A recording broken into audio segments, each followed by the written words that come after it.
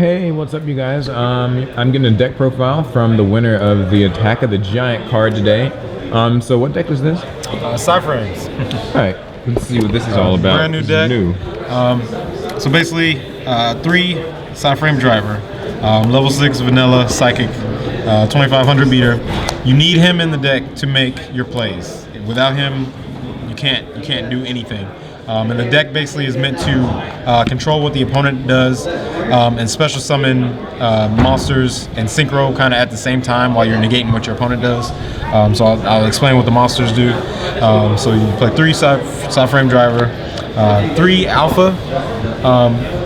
He's basically when your opponent normal or special summons a monster, you can reveal him and then special him, and then every PSY-Frame reveals and then special summons itself and a driver from either the hand deck or graveyard, and then they get different effects. Alpha is basically their Deneb, their searcher. When he's summoned, you search for any PSY-Frame card from your deck and add it to your deck from your deck to your hand. So I play 3 him because he's the gateway to all your plays. You play 3 beta. Beta is a better version of Valkyris. When your opponent declares an attack while you control no monsters, and they all say that while you control no monsters, you special summon him from your hand with a driver to destroy the attacking monster in the battle phase. And I think that's much better than Valk because it gives you a card and takes a card away from your opponent and ends the battle phase. So the moment I saw him, I was like, I gotta pick up this deck. And then PSY-Frame gear Gamma. Gamma negates monster effects. So when your opponent activates a monster effect, you reveal special driver and Gamma negate a monster effect. At one play, let's say your opponent summons Deneb. You can negate the Deneb effect, and then to the same summon, you can reveal to summon Alpha. So then you get 4 monsters on the field at the same time. But at the end phase, they're banished. Which actually doesn't hurt the deck, the fact that they're banished during the end phase, because you can recycle using certain cards that I'll explain here in a second. Another thing, let's say you go to reveal 1, your opponent chains max C, then you can chain and negate the max C, which is a really broken play. I did that like almost every game, at least at once every match. So I played 3 Gamma, the effect negator. Those are all the same. 3 Delta, he negates spells. So you reveal him to special both to negate a spell card. And also something that a lot of people call the judge on every time I did it. When you summon these, and if the opponent tries the bottomless or torrential, they can't because their card is Chainlink 1, these are Chainlink 2. They're summoned in Chainlink 2, so the last thing to happen is that their effect gets negated at Chainlink 1, so they can't respond to this summon. So your cards can't get bottomless, they can't get torrential, which is really convenient. A lot of people flip bottomless and torrential on me. I'm like, can't do that. So it got set back on the field. And also that's it for the PSY-Frames. 3 of every one except the one that negates traps because he's not really necessary. The top decks don't play traps except for BA, and even then, like you have an out to their trap cards. But the more monsters you open, the more controlling you can be against your opponent, except for driver. And then 3 card D, 2 max C, and a tech card is Wind Up Rabbit, because in order to negate any card, you can't control a monster. So you need something to kind of stay on the field to poke through back row, to press for damage, and then banish it. So on your opponent's turn, you can negate anything that they do. So that's it for the monsters main deck. The spells, the whole deck kind of centers around this card, the PSY-Frame Circuit. Field spell, when it's on the field and you go to negate a card that they do and special summon a PSY-Frame, immediately after you special summon it, either on your turn or your opponent's turn, you can synchro. So this allows you to make like Black Rose, Spark Dragon. You can go to the new PSY-Frame synchros on your opponent's turn, and so like Black Rose during your opponent's turn is like unheard of. It's like Exton almost, but you control it. You take a card from them by negating, and then you Black Rose their field. So they lose even more advantage than normal. Psychic Path, pay 800, add 2 of your banished psychic monsters back to your hand. So this is one of the ways to recycle the psychic monsters. And then 3 Psychic Fill Zone. You target 2 of your psychic monsters, 1 tuner, 1 non-tuner, return it to the graveyard. 2 of your banished psychic monsters, return them to the graveyard, and special summon a psychic type synchro from the extra deck in defense mode. You can activate more than one of these per turn if you have a ton of PSY-Frames banished. It puts them in the graveyard so that you can still, if you have all your banished drivers, your banished vanillas, you can't negate anything. So this puts them back in play so you can keep playing the game to stop your opponent.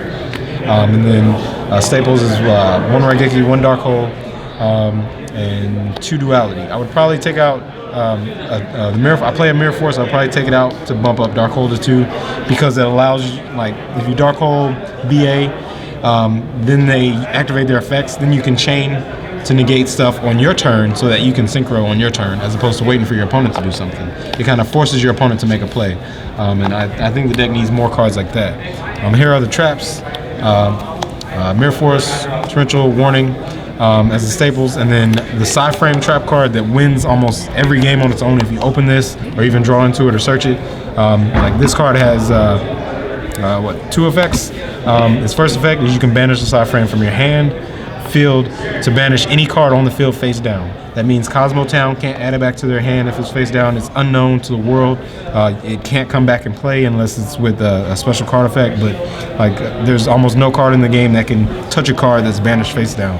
And the fact that this can do this on either player's turn, you can get rid of Floodgates, you get rid of monsters like Vanities, Majesty Fiend, anything. Like I played against one guy who summoned Fossil Dyna against me, and I drew into this as my out and banished the Fossil Dyna, and then boom, the game was over. Also, when it's in your graveyard, you can banish it from your graveyard to search your deck for any PSY-Frame card. And the fact that they can search for any PSY-Frame card, you search the field spell, you can search for any card except itself. So you can search the field spell, you search the monsters. During your opponent's turn, you can search for any monster that you need at that specific moment to either negate an attack, negate a monster effect. So like this deck has really good cards. I just feel like a lot of what it does is untapped. One really good play is that if this is in your graveyard and you have him on the field, which he is your main key monster, while he's on the field, you can banish him during either player's main phase to take a card from your opponent's hand and banish it face up until your next standby. And also during your opponent's standby phase, you can return one of your banished cards back to the graveyard. So if this is banished and he's on the field during your opponent's standby phase, you can return this to the graveyard, and then in that same action, you can banish it right away to search a card every turn if you have that combo going. So you search a card, then during your opponent's main phase, you banish to take a card from their hand, and the card you search will then negate the next thing they do. And if you have the field spell on the field, you can synchro, make another one of him, take another card from their hand. Also, if you have 2 of them on the field, one's banished and one's on the field, and your opponent has a banished card because of his effect, you can use his effect to return that card back to their graveyard, and then they won't get it back, and he'll still come back, and then they lost their card forever. So like, he's generic. He's one of the best new synchro cards in the game at the moment, and like for a deck to utilize him to its fullest potential, I feel like can be a really good deck in this format, upcoming format. Once we get a new ban list, I feel like the next best deck will play at least 2 of him. Also, he has a graveyard effect. If he's in the graveyard, you can return him to the extra deck to shuffle any card in your graveyard or your opponent's graveyard back into the deck. So essentially, you never run out of him, and also you can shuffle back cards like Raigeki. I used 2 Raigekis in one duel, which is crazy because I shuffled it back. You can shuffle back your key cards, or you can shuffle back cards to hurt your opponent. If your opponent has like a Necro's Mirror in the graveyard, you return him back to the extra deck to shuffle back any card your opponent has. And as for the extra deck, of course, I play 2 of the Omega, which are the key monsters, 2 Zeta, which is similar to Omega. If your opponent has a special summon attack position monster, you can banish him and the attack position monster until the next your next standby phase. And if he's in the graveyard, you can return him to the extra deck to add any PSY-Frame card from your graveyard back to your hand. So that makes for really good plays. And also with Psychic Fill Zone, if he's banished, you can put him back in the graveyard with a level 1 tuner to summon him. And then you can use his effect to add that level 1 tuner back to your hand. So like that becomes like a +1 at that point. 1 Fortune Tune, because the problem the deck has is going into time a lot, since you're more reactive deck based off what your opponent does. So if ever the Rescue Rabbits I play are on the, or not Rescue Rabbit, Wind-Up Rabbits are on the field at the same time, I can make Fortune Tune and kind of gain life until my opponent can deal with that card and kind of not losing time. I've won every game 1 I played with the deck. Just in game 2, you lose either because your opponent has you go first and you don't have that extra card advantage and it matters, or just because time, like you'll take more damage than your opponent will, and it'll be a draw at that point. So you need something to kind of offset that. I also played one Thought Ruler, one Yazi, one Black Rose, and then I played the basic Stardust, Ancient Fairy, Crimson Blader, Spark Dragon, Scrap Dragon, Clear Wing, and Michael. And basically you can summon any of these monsters except for Fortitude, but any of these monsters during your opponent's turn if you have the field spell up and you negate a card. You can Black Rose on your opponent's turn. Against BA, I would summon Yazi or Thought Ruler, and then they would have to deal with a Yazi or Thought Ruler that they couldn't target.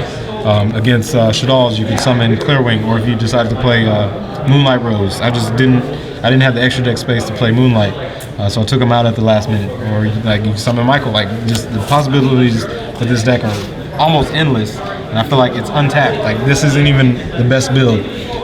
My side deck needed work. It's just basic two Missile Space, two Rodocree, one Malcat, two Imperial Wall, two Lancia, one Doom Cow, which I want to bump up to 2. I would probably take out the Imperial Walls, or basically like these 5 cards I didn't like. I wanted them to be something else, but I probably bump up the Doom Cow, Flying Sea, and 3 Retaliating.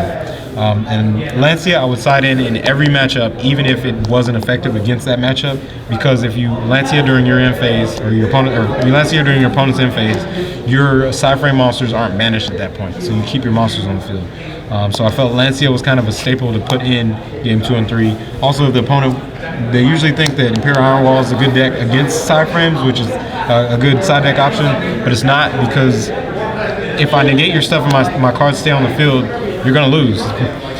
So like Imperial Iron Wall kind of doesn't hurt the deck at all, and that's why I felt like I could side deck it, but it could have been something else because it wasn't needed. But that's basically it for the deck. Man, I really appreciate it. Just real quick, how do you feel like the deck's matchups kind of go against the main sort of top tier decks right now? Shadal, Necroz, BA, the works. Against every deck, I feel PSY-Frames has a really good matchup, especially game 1. Against Necros, they have to activate effects to even do anything. So you'll negate whatever they do. And every Necro player I played against went through every single one of their mirrors. All their mirrors were banished. They could not perform any summons anymore, and basically you would win the game from there because your opponent ran out of resources. Same with BA. I would banish all their seers, all their graphs. Like they would just run out of resources at that point, and then they couldn't play the game. Like this deck has a good matchup against every deck. It's just the issue is winning quickly.